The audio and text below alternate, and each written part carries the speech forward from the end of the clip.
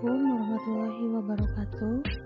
Selamat pagi, salam sejahtera untuk kita semua. Semoga kita semua selalu dalam lindungan Allah Subhanahu wa taala. Amin ya rabbal alamin. Untuk anak-anakku, jangan lupa selalu di rumah ya, jaga jarak, lakukan protokol 3M, selalu pakai masker ya, jangan berkerumun. Karena di sini kita masih dalam situasi COVID-19. Jadi usahakan jaga kesehatan. Kali ini kita akan melanjutkan himpunan, yaitu bab 5 yang kemarin.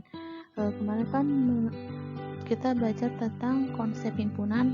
Kalau pertemuan kali ini kita akan melanjutkan materi. Yang pertama itu kita akan mempelajari subbab tentang himpunan kosong dan himpunan semesta. Yang kedua, diagram Venn. Yang ketiga, sifat-sifat himpunan. Keempat, jenis-jenis himpunan. Yang kelima, himpunan yang sama dan ekuivalen. Dan yang terakhir itu himpunan semesta. Jadi hari ini kita akan mempelajari 6 subbab ini. Untuk himpunan kosong dan himpunan semesta, di sini himpunan kosong adalah himpunan yang tidak memiliki anggota yang dinotasikannya itu dengan huruf 0 di garis miring, atau himpun kurung kurawal yang isinya atau anggotanya tidak ada. Itu yang dinamakan himpunan kosong. Himpunan kosong itu bukan 0 ya, tapi tidak memiliki anggota, yang mana anggotanya itu tidak ada, bukan 0. Kalau 0 kan itu merupakan suatu bilangan, ada. Itu kalau ini himpunan kosong itu tidak memiliki anggota. Untuk himpunan semesta adalah himpunan seluruh unsur yang menjadi objek pembicaraan dan dilambangkan dengan S, yaitu huruf S besar. Biasanya semesta itu dilambangkan dengan huruf kapital S.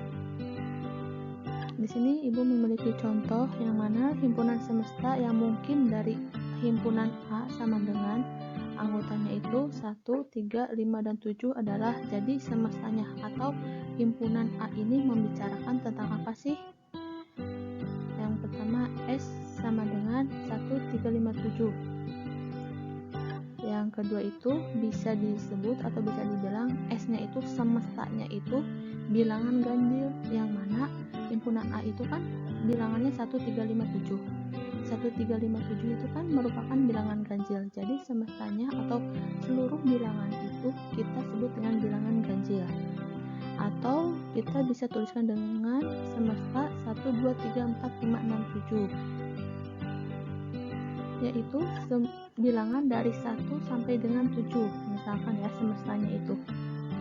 Dan yang D itu S ke semesta bilangan asli, karena 1, 3, 5, 7 itu termasuk dalam bilangan asli ya. Dan yang terakhir tuh misalkan semesta 10 bilangan asli pertama. Jadi misalkan semestanya itu seluruh unsur objeknya yang dibicarakan itu adalah bilangan asli pertama. Lanjut kita membahas tentang diagram Venn. Yang ada 4 macam diagram Venn. Yang pertama, diagram Venn dari himpunan yang mana semestanya itu adalah 1, 2, 3, 4, 5, 6, 7, 8, dan 9. Dan himpunan A itu anggotanya 1, 2, 3. Himpunan B anggotanya 4, 5, 6. Jadi seluruh unsurnya itu ada 1 sampai dengan 9, dan untuk himpunan A dan B nya itu ada 3 anggota.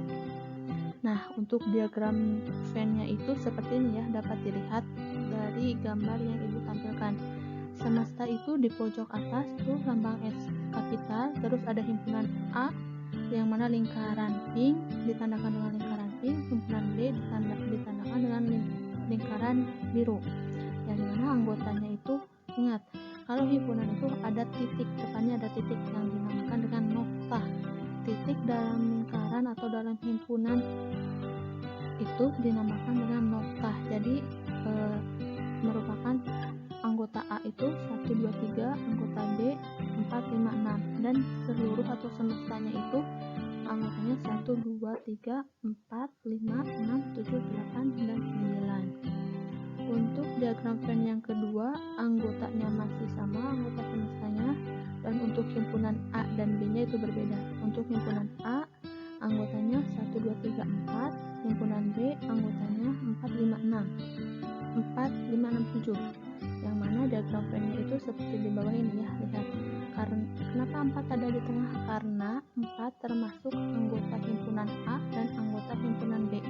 Jadi letak 4 itu ada di tengah-tengah, masuk ke dalam lingkaran himpunan A dan masuk ke dalam lingkaran himpunan B. Untuk diagram Venn yang ketiga, contohnya itu seperti ini, bisa dilihat di gambar, yaitu himpunan A semua himpunan A terdapat di himpunan B. Jadi lingkaran himpunan A itu ada di dalam lingkaran himpunan B. Untuk diagram Venn yang keempat, yang terakhir itu contohnya seperti ini nih. Di sini ada himpunan A dan himpunan B itu sama anggotanya, jadi dapat digambarkan seperti ini. Himpunan A dan B-nya itu satu lingkaran. Untuk diagram Venn, contohnya itu ada 4 macam seperti ini ya. Kalian dapat lihat di layar. Lanjut, yang selanjutnya adalah sifat-sifat himpunan. Di sini ada kardinalitas himpunan, himpunan bagian, dan himpunan kuasa. Kita masuk di pertama, kardinalitas himpunan. Apa sih yang dimaksud dengan kardinalitas himpunan? Kardinalitas himpunan adalah bilangan yang menyatakan banyaknya anggota dari suatu himpunan. Jadi kardinalitas itu bilangan yang menyatakan jumlah anggota dari suatu himpunan. Dan mana notasinya itu seperti itu. N kecil, kurung buka, dan huruf kapital himpunan besar. Misalkan di situ A-nya itu huruf besar ya. Atau bilangan kardinal adalah bilangan yang menyatakan jumlah dari anggota suatu himpunan. Di sini Ibu memiliki contoh. Tentukan banyak anggota himpunan A dan B berikut. Himpunan A anggotanya 2, 4, 6, 8, 10. Himpunan B 1, 3, 5, 7 sampai dengan 29. Yang mana banyak anggota himpunan A-nya itu adalah 5. Kenapa 5? Lihat, di situ kan anggotanya 2, 4, 6, 8, 10. Jumlahnya itu kan ada 5. Jadi NA sama dengan 5, dan untuk himpunan B itu 15. Dinotasikan dengan NB dalam kurung. Kita tentang himpunan bagian. Himpunan bagian merupakan suatu himpunan, dinyatakan himpunan bagian dari suatu himpunan jika semua anggotanya terdapat pada himpunan yang lebih besar tersebut.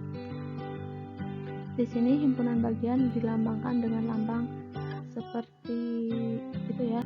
Ini dinamakan subset. Jadi kalau himpunan bagian itu dilambangkannya seperti itu, melengkung seperti itu, seperti C tapi lebih besar, lebih panjang. Jadi itu namanya subset. Misalnya himpunan A itu anggotanya 1, 2, 3, 4, himpunan B 1, 2, 3, 4, 5, 6, 7, dan 8. Maka bisa dikatakan A adalah himpunan bagian dari B, dan ditulisnya itu A subset B atau A bagian dari B. Kenapa A bagian dari B? Karena lihat, anggota himpunan A itu 1, 2, 3, 4, yang mana 1, 2, 3, 4 itu ada di himpunan B. Jadi A merupakan himpunan bagian dari B. Jumlah himpunan bagian dari suatu himpunan bisa disebut dengan himpunan bagian. Yang mana nih? Ada contoh lainnya. Ini jumlah himpunannya ya. Himpunan A itu misalkan bisa ditulis dengan himpunan kosong. Terus himpunan 1, 2, himpunan 3. Yang mana misalkan kita ambil 1 dan 2. Terus kita ambil anggotanya 1 dan 3. Untuk anggotanya lain lagi 2, 3. Atau bisa kita tuliskan dengan seluruh anggota. Jadi ada 8 himpunan bagian, atau bisa ditulis dengan ada 8 himpunan bagian.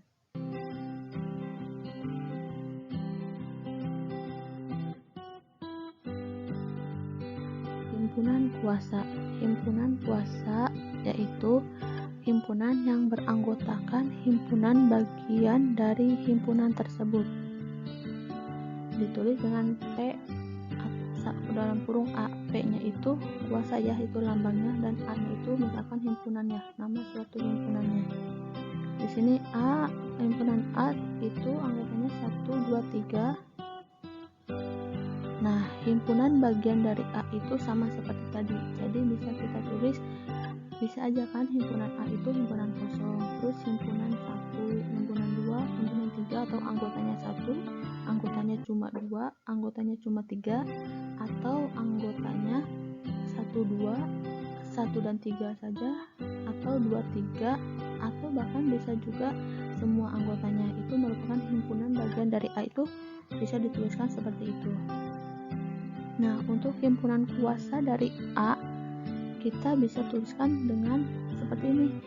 Kita tulis nama himpunannya itu P A, kan kuasa itu hurufnya atau lambangnya dilambangkan dengan P huruf kapital.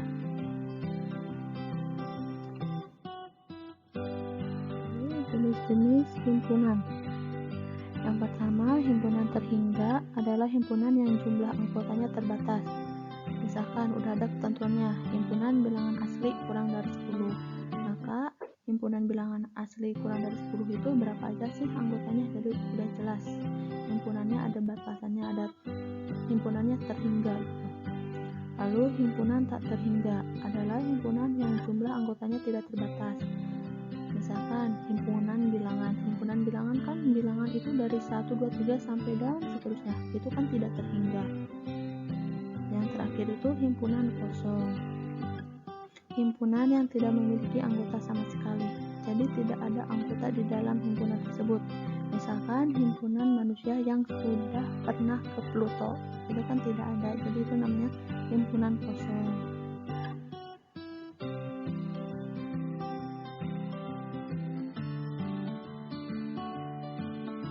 Himpunan yang sama dan ekuivalen.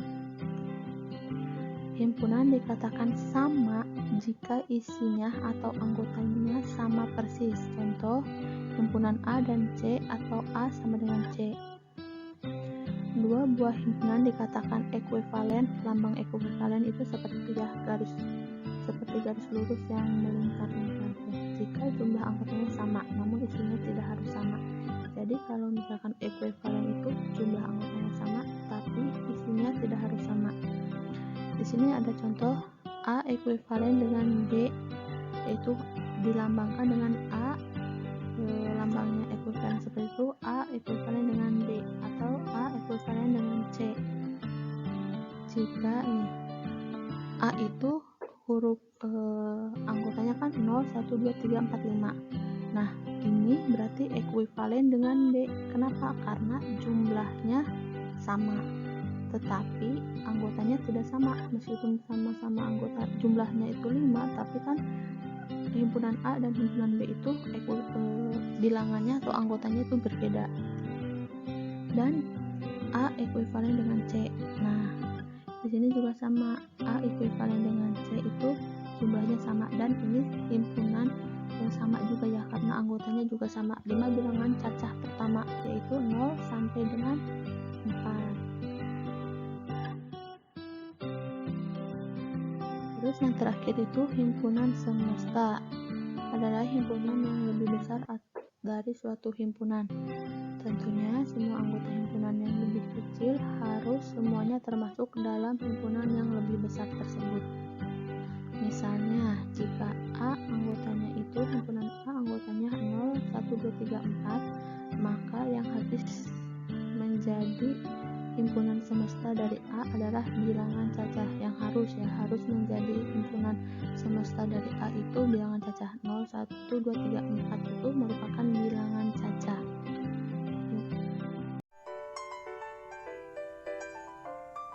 Sekian dari Ibu, kurang lebihnya mohon maaf. Semoga kalian semua dapat memahami materi yang Ibu paparkan. Ibu tutup. Wabillahi taufiq wal hidayah. Wassalamualaikum warahmatullahi wabarakatuh.